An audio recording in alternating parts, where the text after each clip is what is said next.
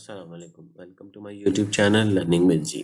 आज मैं आपके साथ MGT 101 फाइनेंशियल अकाउंटिंग का GDP शेयर करने वाला हूँ, जो कि फॉर 2024 का ये पहले सेमेस्टर का सब्जेक्ट है, इसलिए मैं ये GDP की वीडियो बना रहा हूँ क्योंकि स्टार्टिंग में आपको इसकी कुछ इंस्ट्रक्शंस आपको GDP की आइडिया हो जाएगा, तभी आपको फ्यूचर में भी आपको मुश्किलात पेश नहीं आएंगी और आपको जो है वो सही तरीके से आप अपना GDP सबमिट करेंगे।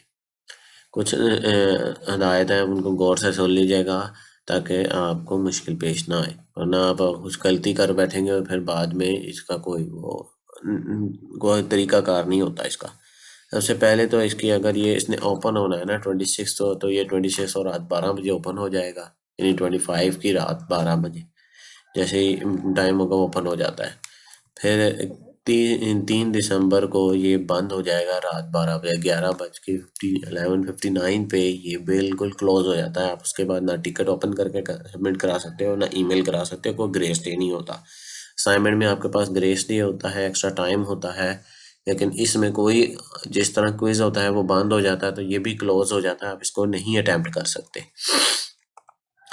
एक ये चीज़। दूसरी चीज़, बाज़ औक़ात ऐसे होता है कि टीचर अनाउंसमेंट में, सब्जेक्ट की अनाउंसमेंट में GDP आने से 4-5 दिन पहले अनाउंसमेंट में बता देते हैं कि ये GDP आएगा, उसका क्वेश्चन भी दे देते हैं। बाज़ औक़ात क्वेश्चन नहीं देते, जस्ट आपको वो बता देते हैं कि भाई ये जो है आपका GDP ओपन होगा फ़लाँ तारीख को, और आपको वो शो भी होना शुरू होता है टू डू कैलेंडर में। ठीक है, तो आपने दोनों चीज़ों को ज़रूर देखना है, हमेशा अपनी अनाउंसमेंट ज़रूर देखनी है। जैसे ही आपको GDP शो हो जाए आपके टू डू कैलेंडर के अंदर, तो आपने लाजमी देखना है कि आपके अनाउंसमेंट में कोई ऐसी अनाउंसमेंट तो नहीं आई GDP के रिगार्डिंग। वहाँ से अगर क्वेश्चन है तो उसी वक्त प्रिपेयर कर लें, नहीं है तो फिर उस डेट का इंतज़ार करें। अब सबमिट करने का तरीका, सबमिट करने का आपको पोर्टल मिलता है GDP का, उसमें आपने गलती नहीं करनी। काफ़ी असाइनमेंट होती हैं जो आपकी इनलाइन आती हैं, इसको इनलाइन सबमिशन बोलते हैं। इसके अंदर आपने डायरेक्ट वहाँ पर आपने टाइप करना होता है। बाज़ औक़ात आपके पास Ctrl+V डिसेबल होता है, बाज़ औक़ात नहीं होता, यानी कॉपी पेस्ट आप वर्ड में टाइप कर लो और बाद में वहाँ जाकर पेस्ट कर लो। बाज़ औक़ात ये ऑप्शन नहीं आ रही होती, फिर आप उसको टाइप ही करना होता है वहाँ पर। अच्छा, इसके अंदर अब आपको इंस्ट्रक्शन बता दूं कि गलती से भी आपने पोस्ट उसके ऊपर एक्सेप्ट बटन नहीं दबाना। अगर आपने पोस्ट पे दबा दिया, गलती से भी आपने क्लिक कर दिया, आपका हाथ लग गया, मोबाइल से आप पोस्ट करने लगे थे, आपका हाथ लग गया पोस्ट पे, तो जो जैसे पोस्ट हो गया वो वैसे ही पोस्ट हो जाएगा। ना तो आप उसे टिकट ओपन करके, ना आप ईमेल करके टीचर को कह सकते हैं, कोई एक्सेप्ट नहीं करता आपको। बाद स्टूडेंट अपना ये ऊपर IT लिखना शुरू कर देते हैं, फिर क्वेश्चन को टाइप करना शुरू कर देते हैं और फिर आंसर करते हैं। कुछ भी ये चीज़ें करने की ज़रूरत नहीं है, आपकी ID भी उनको पता है, आपका क्वेश्चन भी उनको पता है, आपने जस्ट आंसर लिखना होता है।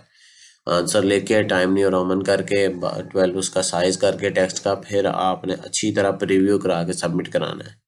इनलाइन असाइनमेंट्स के अंदर आपके पास ऑप्शन होती है आप उसे बाद में एडिट कर सको, इसे आप बाद में एडिट नहीं कर सकते। ये आपने क्लियरली इंस्ट्रक्शंस को आपने ज़हन में बिठा लें, गलती करेंगे तो फिर आपका अपना ही नुकसान है। तो इसके 5 मार्क्स हैं, इसका मतलब यही है कि ये 3% या 5% आपकी वेटेज GDP की होती है, आपकी ग्रेडिंग स्कीम में मेंशन किया होगा। बाज़ GDP के अंदर इन्होंने यहाँ पर ही मेंशन कर देते हैं कि कितनी वेटेज होगी इसकी, 3% होगी, 5% होगी, कितनी होगी। अच्छा, क्वेश्चन की तरफ चलते हैं। उसने कि आपको सिनेरियो दिया हुआ है, कुछ ट्रांजेक्शन्स हुई हैं, उसने सिर्फ आपसे पूछा है कि what will be the value of debtor की वैल्यू क्या होगी। आपने जस्ट मेंशन करनी है रुपीज़, और उसका impact of given transaction on cash पे क्या इम्पैक्ट पड़ेगा। उसमें उसने आपको 3 ऑप्शन दिए हैं, कैश इंक्रीज़ हुआ है, कैश डिक्रीज़ हुआ है, या कोई इम्पैक्ट नहीं पड़ा। आपने तीनों में से कोई ऑप्शन लिखनी है। अगर इंक्रीज़ हुआ है तो फिर मेंशन करना है, कैश डिक्रीज़ हुआ है फिर भी मेंशन करना है, और इम्पैक्ट हुआ है तो खाली नो इम्पैक्ट ऑन कैश लिखना है।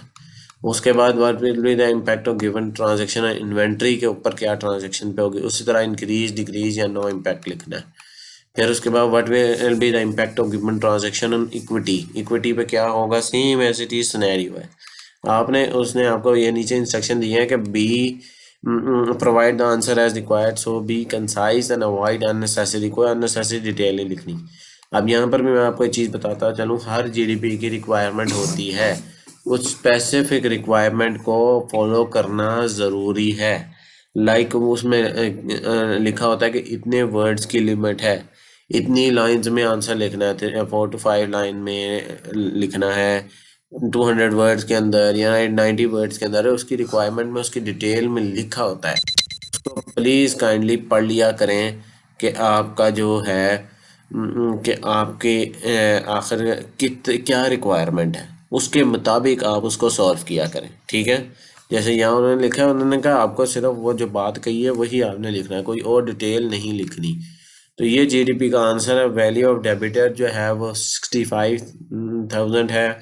इम्पैक्ट ऑन कैश कोई इम्पैक्ट नहीं हुआ। Impact on inventory decrease by 60,000 और इम्पैक्ट ऑन इक्विटी जो है वो इक्विटी इंक्रीज बाय 5,000 हुआ है। बस ये सिंपल सी 4 आपका आंसर्स हैं। आप इसको यूं करके भी आंसर को लिख सकते हैं कि आप उसको पॉइंट फॉर्म के अंदर दे दें कि आपका पॉइंट फॉर्म में आंसर है, ठीक है। पहले का आंसर है, दूसरे का, तीसरे का, यहाँ से कॉपी करके, कॉपी पेस्ट नहीं है इसके अंदर ऑप्शन, मैंने देख लिया है, इसमें कॉपी पेस्ट नहीं कर सकते, आपको ये वहाँ जाके टाइप ही करना पड़ेगा। बस ये छोटा सा इसका सोल्यूशन है, ये छोटा सा आपका जीडीपी है। जीडीपी हमेशा आपका अपना ओपिनियन होता है, यहाँ पर तो जस्ट उन्होंने एक क्वेश्चन ही दिया है ना आपको। तो जीडीपी में याद रखिए ये डिस्कशन है, आपकी जर्नल डिस्कशन है between all the student of that subject. तो आपने अपने पॉइंट ऑफ व्यू में आंसर लिखना होता है। ये चीज़ को क्वेश्चन को पढ़ लिया करें कि बाज़ औक़ात क्वेश्चन इस तरह की कैलकुलेशन का होता है, तो उसमें तो वो आंसर आपका ये नहीं हो सकता डिफरेंट हो, यही आंसर होगा जो कैलकुलेशन हो रही है। लेकिन जहाँ पर आपका ओपिनियन पूछा गया है तो वो आपने अपने अल्फाज में लिखना होता है। जो आपको कंप्लीट मैंने जीडीपी की भी गाइडेंस दे दी है और आपको इसके इंस्ट्रक्शन भी बता दिए और सोल्यूशन भी बता दिया। मेरी वीडियो पसंद आई है तो मेरे चैनल को सब्सक्राइब करें, मेरी वीडियो को लाइक करें, ज़्यादा से ज़्यादा स्टूडेंट के साथ शेयर करें ताकि वो इससे फ़ायदा उठा के बेहतरीन असाइनमेंट बना सकें। मिलते हैं अगले वीडियो में, तब तक के लिए अल्लाह हाफिज़, अस्सलाम वालेकुम।